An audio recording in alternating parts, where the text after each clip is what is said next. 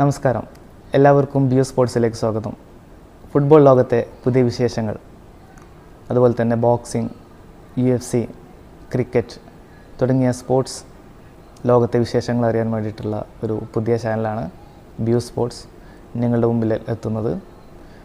നമസ്കാരം എല്ലാവർക്കും.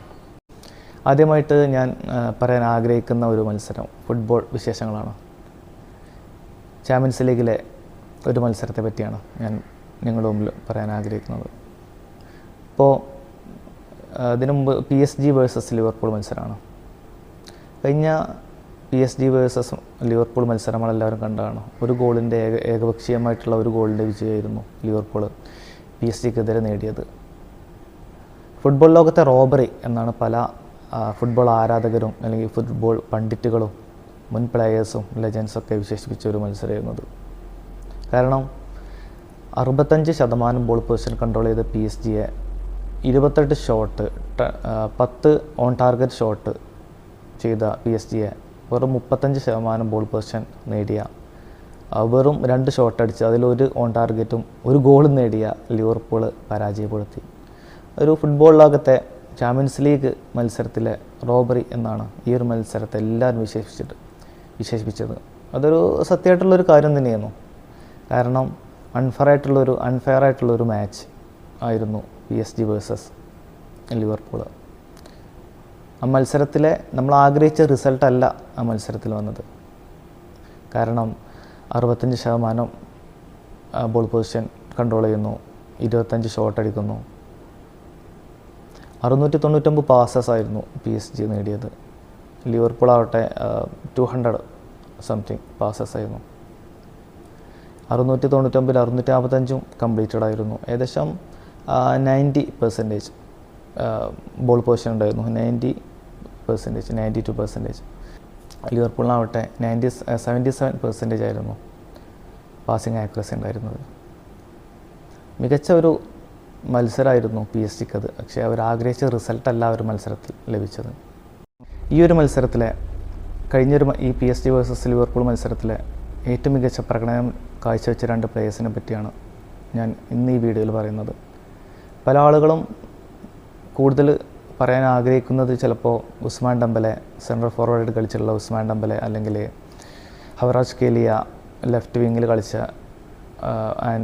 റൈറ്റ് വിങ്ങിൽ കളിച്ച Kvaratskhelia, Georgian forward winger, അതുപോലെ തന്നെ ബാർക്കോള എന്നീ പ്ലേയേഴ്സിനെ പറ്റിയായിരിക്കും. അവർ മികച്ച രീതിയിൽ കളിക്കുന്ന പ്ലേയേഴ്സ് തന്നെയാണ്. PSG-യുടെ കുന്തമുന എന്ന് പറയുന്നത് ഈ 3 പ്ലേയേഴ്സും തന്നെയാണ് ഫോർവേഡിൽ. കാരണം ഒരുപാട് ഗോളുകൾ അവർ അടിച്ചു കൂട്ടുന്നുണ്ട്.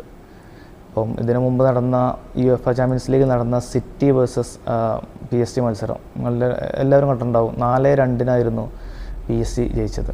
ഏറ്റവും മികച്ച പ്രകടനമായിരുന്നു. കാരണം മാഞ്ചസ്റ്റർ സിറ്റിക്കെതിരെയൊക്കെ ഒരു 66% ബോൾ പൊസിഷനായിരുന്നു അന്ന് PSG നേടിയത്.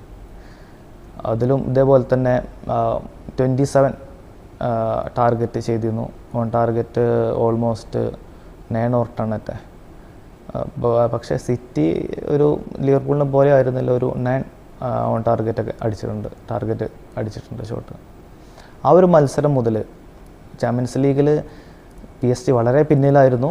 അതിനുശേഷം PSG വേഴ്സസ് സിറ്റി മത്സരത്തിൽ 4-2 ജയിക്കുകയും അവിടെ നിന്നിട്ടുള്ള മത്സരത്തിൽ ഏറ്റവും മികച്ച പ്രകടനമാണ് PSG കാഴ്ചവെച്ചിട്ടുള്ളത്. കൂടുതൽ ഗോളുകൾ അടിച്ചു കൂട്ടിയിരുന്നു ഈ 3 ഫോർവേഡും.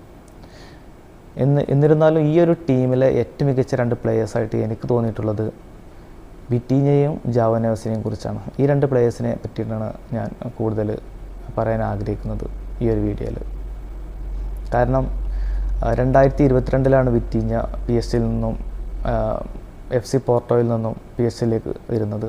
അതുപോലെ തന്നെ പോർച്ചുഗീസ് ക്ലബ്ബായ ബെനഫിക്കയിൽ നിന്നാണ് ജാവോ നെവസ് PSG-ലേക്ക് 2024 കഴിഞ്ഞ വർഷം വരുന്നത്. വിറ്റീഞ്ഞ 25 years ആയിട്ടുള്ള ഒരു താരമാണ്. ജാവോ നെവസ് 20 years ആയിട്ടുള്ള. 2 പേരും പോർച്ചുഗീസ് ഇൻ്റർനാഷണൽ പ്ലേയേഴ്സാണ്. അവരുടെ അവിഭാജ്യ ഘടകമാണ് ഇനിയുള്ള ടൂർണമെൻറ്റുകളിൽ. മികച്ച പ്രകടനം കാഴ്ചവെക്കുന്നുണ്ട് ഒരു PSG-ക്ക് വേണ്ടിയിട്ട്. പോർച്ചുഗൽ ടീമിലും മികച്ച പ്രകടനം കാഴ്ചവെക്കും എന്ന് ഞാൻ വിശ്വസിക്കുന്നുണ്ട്. കാരണം അവരുടെ പ്രകടനം ചാമ്പ്യൻസ് ലീഗിലും ലീഗ് 1 കാണുമ്പോൾ മികച്ച പ്രകടനമാണ് ഈ രണ്ട് താരങ്ങളും. വിറ്റീഞ്ഞ ഏകദേശം ഒരു മത്സരത്തിൽ മോർ ദാൻ 90 പാസസ് കംപ്ലീറ്റ് ചെയ്യുന്നുണ്ട്. 93% അദ്ദേഹത്തിൻ്റെ പാസിംഗ് ആക്യുറസി വിറ്റീഞ്ഞയുടെ. അതിൽ പ്രോഗ്രസീവ് പാസസ് വിറ്റീഞ്ഞ 8 പാസസ് നൽകുന്നുണ്ട്, അതായത് ഗോളിലേക്കുള്ള മികച്ച പാസുകൾ. ടാക്ലിങ് മികച്ച രീതിയിൽ 2 ടാക്ലിംഗ് ആവറേജ് അദ്ദേഹം ചെയ്യുന്നുണ്ട്. ഇൻ്റർസെപ്ഷൻ ഏറ്റവും മികച്ച പ്രകടനമാണ് വിറ്റീഞ്ഞ കാഴ്ചവെക്കുന്ന ഈ ഒരു സീസണിൽ, 2024-2025 സീസണിൽ. ജാവോ നെവസ് ആണെങ്കിൽ 20 ഇയേഴ്സാണ് അദ്ദേഹത്തിൻ്റെ പ്രായം. 20 ഇയേഴ്സ് ഈ ഒരു 2024 ലൂയിസ് എൻറിക്കയുടെ കീഴിൽ വിറ്റീഞ്ഞക്കൊപ്പം മികച്ച രീതിയിൽ PSG വേണ്ടിയിട്ട് അദ്ദേഹം കളിക്കുന്നുണ്ട് മധ്യനിരയിൽ. അദ്ദേഹത്തിൻ്റെ പാസിംഗ് ആക്യുറസി 90% 75 ഓൾമോസ്റ്റ് അദ്ദേഹം പാസസ് ഒരു മത്സരത്തിൽ നേടുന്നുണ്ട് ഈ ഒരു 2024-2025 ഈ ഒരു സീസണിൽ. ഏരിയൽ ടാക്ലിങ് 3.5 വരെ നേടുന്നുണ്ട് ഒരു മത്സരത്തിൽ. ടാക്ലിങ് അദ്ദേഹം 3.5 നേടുന്നുണ്ട്. ഇൻ്റർസെപ്ഷനും ബ്ലോക്സും അദ്ദേഹം നേടുന്നുണ്ട്. ഏകദേശം ഒരു മത്സരത്തിൽ 1 ഒക്കെ നേടുന്നുണ്ട്. മികച്ച പ്ലെയർ തന്നെയാണ് ജാവോ നെവസും അദ്ദേഹം കാഴ്ചവെക്കുന്നത് PSG വേണ്ടിയിട്ട്. ഇന്നത്തെ മത്സരത്തിൽ, അതായത് നാളെ പുലർച്ചെ നടക്കുന്ന PSG വേഴ്സസ് ലിവർപൂൾ മത്സരത്തിൽ വലിയ ബുദ്ധിമുട്ടായിരിക്കും ലിവർപൂളിന് ഈ രണ്ട് പ്ലേയേഴ്സിനെ കൊണ്ട്. കാരണം കഴിഞ്ഞ മത്സരത്തിലെ മിഡ്ഫീൽഡ് കൺട്രോൾ ചെയ്തത് ഈ രണ്ട് പ്ലേയേഴ്സാണ്.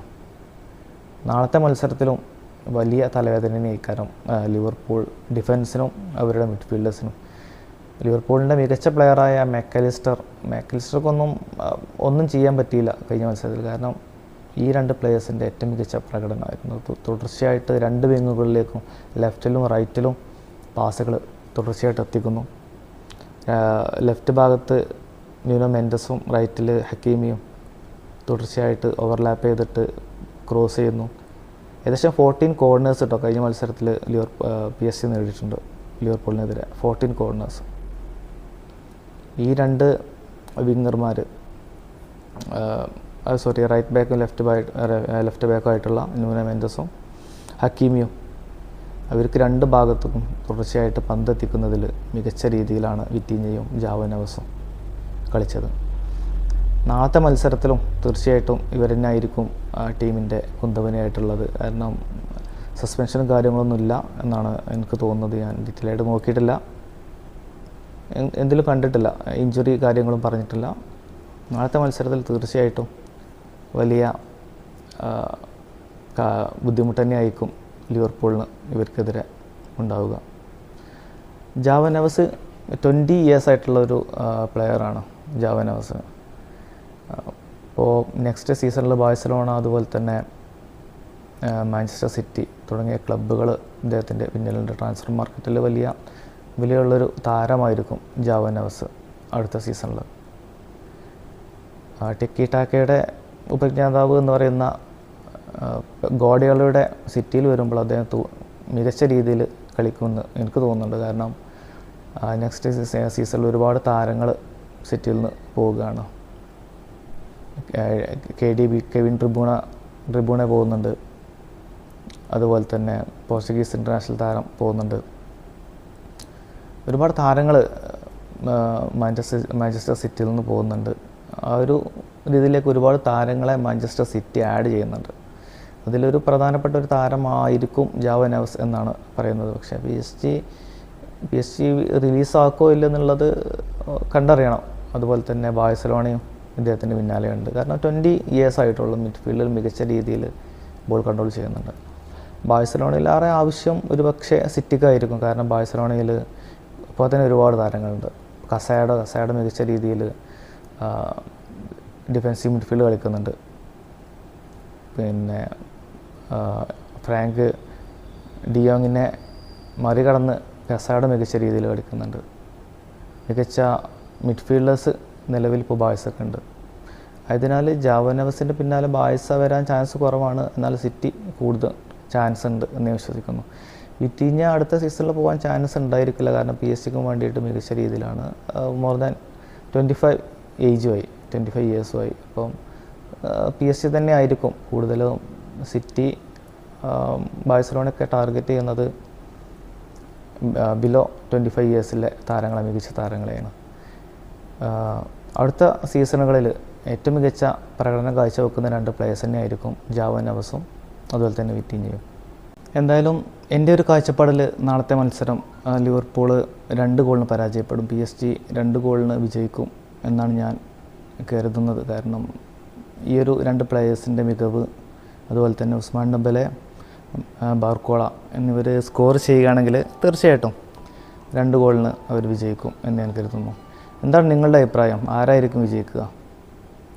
അത് താഴെ കമൻറ്റ് ചെയ്യുക. എല്ലാവർക്കും നമസ്കാരം.